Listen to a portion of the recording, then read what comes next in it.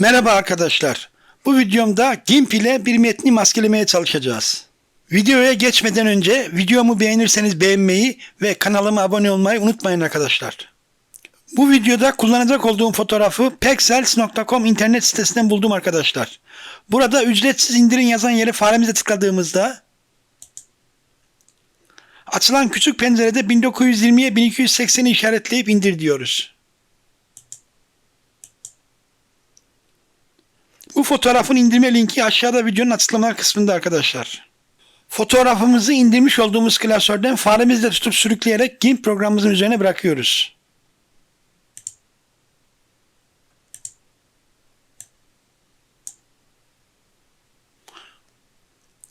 GIMP programı bize görüntü yerleşik sRGB renk profiline dönüştürülsün mü sorusunu soruyor.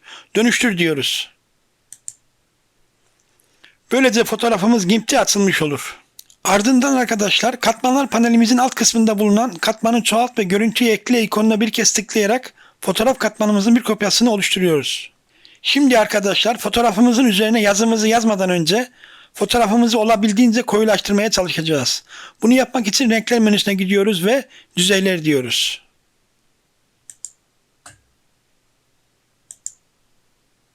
Açılan düzeyler penceresinde girdi düzeyleri başlığı altındaki histogram grafiği şeklindeki kısmın alt bandında 3 adet küçük üçgenler şeklinde sürgü noktaları bulunmaktadır.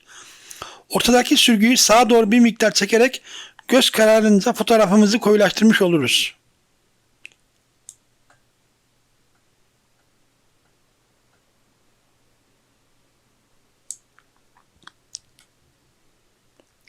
Sol baştaki sürgümüzü de sağa doğru bir miktar çektiğimizde daha koyu bir fotoğraf elde ederiz.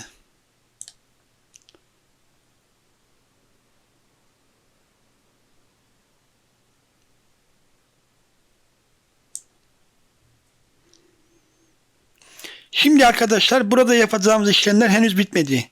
Son olarak kanal kısmında değer yazısıyla gösterilen yere faremizle tıkladığımızda açılan kısımda yeşil kanalını seçiyoruz.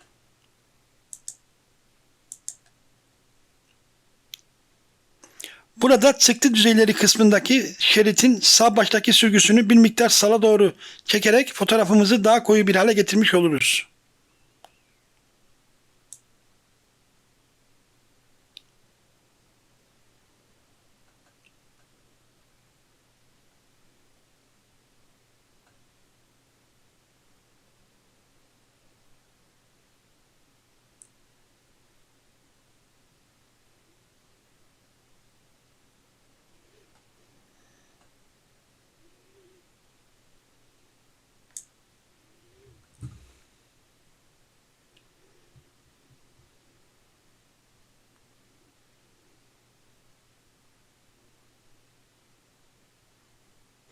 Ardından tamam diyerek penceremizi kapatıyoruz. Şimdi arkadaşlar fotoğrafımız üzerine yazımızı yazmadan önce şuradan renk skalamızdan etkin ön alan rengimizi beyaz yapıyoruz.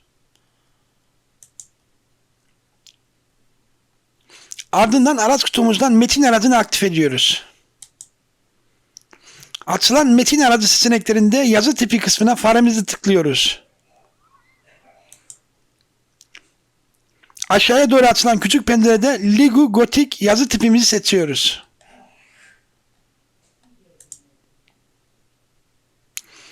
Yazı tipimizin boyutunu 800 piksel olarak ayarlıyoruz.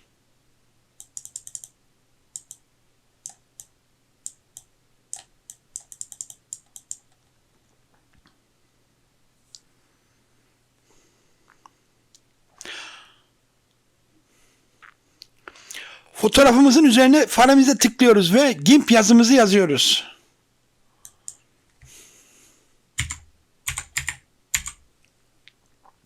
Sonrasında araç kutumuzdan hizalama aracını aktif ediyoruz. Faremizle metnimizin üzerine bir kez tıklıyoruz. Ardından hizalama aracının seçeneklerinden faydalanarak metnimizi fotoğrafımızın tam ortasına hizalıyoruz. Arkadaşlar aşağıda videonun açıklamalar kısmına Lego Gothic yazı tipi ailesinin indirme linkini bırakıyorum. İndirip bilgisayarınızda kurabilirsiniz arkadaşlar. Şimdi arkadaşlar metnimizi maskelemeye çalışacağız. Bunu yapmak için öncelikle katmanlar panelimizdeki GIMP yazı katmanımızın üzerine fareyle gelip sağ tıklıyoruz. Açılan menüde katman maskesi ekle diyoruz. Açılan katman maskesi ekle penceresinde beyaz tam matlık işaretleyip ekle diyoruz.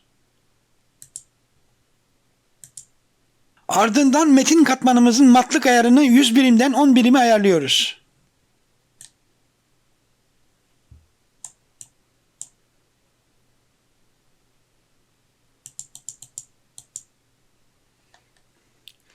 Böylece arkadaşlar fotoğrafımız üzerindeki yazımızın altında kalan çiçek yapraklarının kısımlarını görmüş olduk.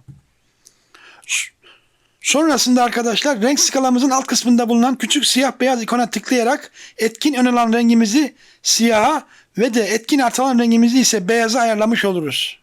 Sonrasında arkadaşlar araç kutumuzdan boya fırçası aracını aktif ediyoruz. Boya fırçası aracının seçeneklerinden ikinci Hardness 0.75 adlı fırçamızı seçiyoruz. Ardından klavyemizden kontrol tuşuna basılı tutarak farenin tekerleğini ileriye sürükleyerek fotoğrafımıza zoom yapıyoruz.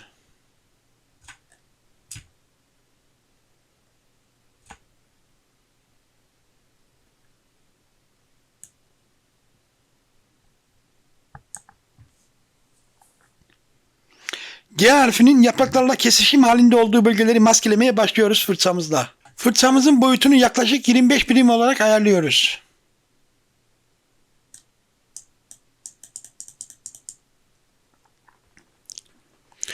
Sonrasında yazımızla yaprağın kesişim bölgelerini maskelemeye başlıyoruz.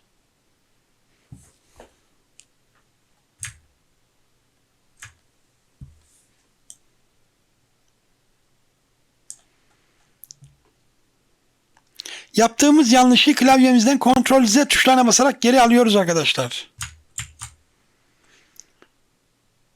Maskelemeye devam ediyoruz.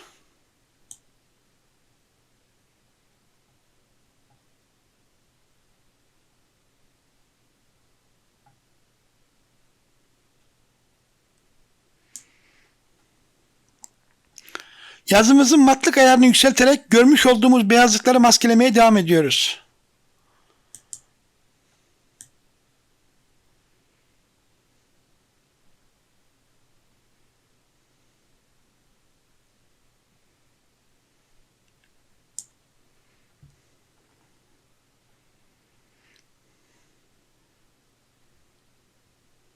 Ardından tekrar yazımızın matlık ayarını 10 birime düşürüyoruz ve kalan bölgeleri maskelemeye devam ediyoruz.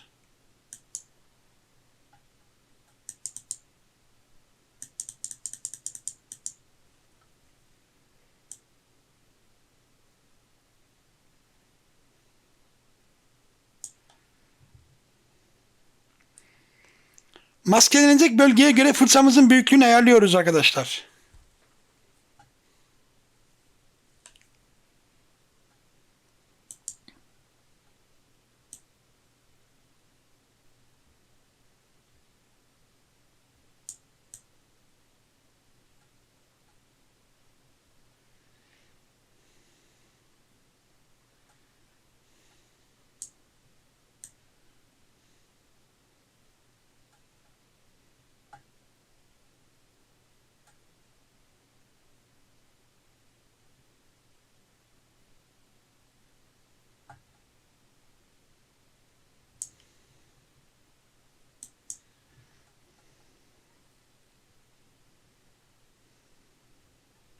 Fırçamızla yaprakların kenar bölgelerini aşmıyoruz.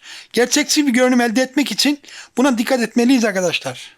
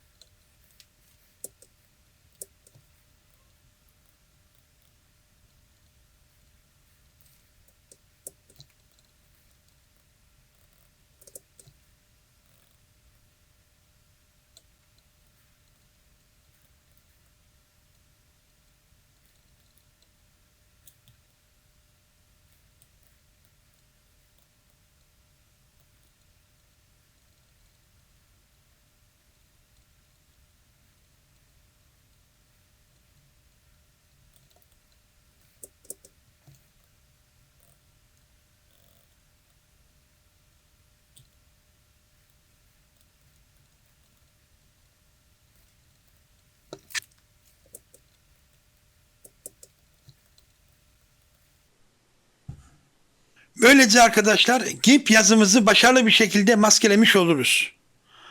Bu video için anlatacaklarım bu kadar. Yeniden görüşmek dileğiyle. Hoşça kalın arkadaşlar.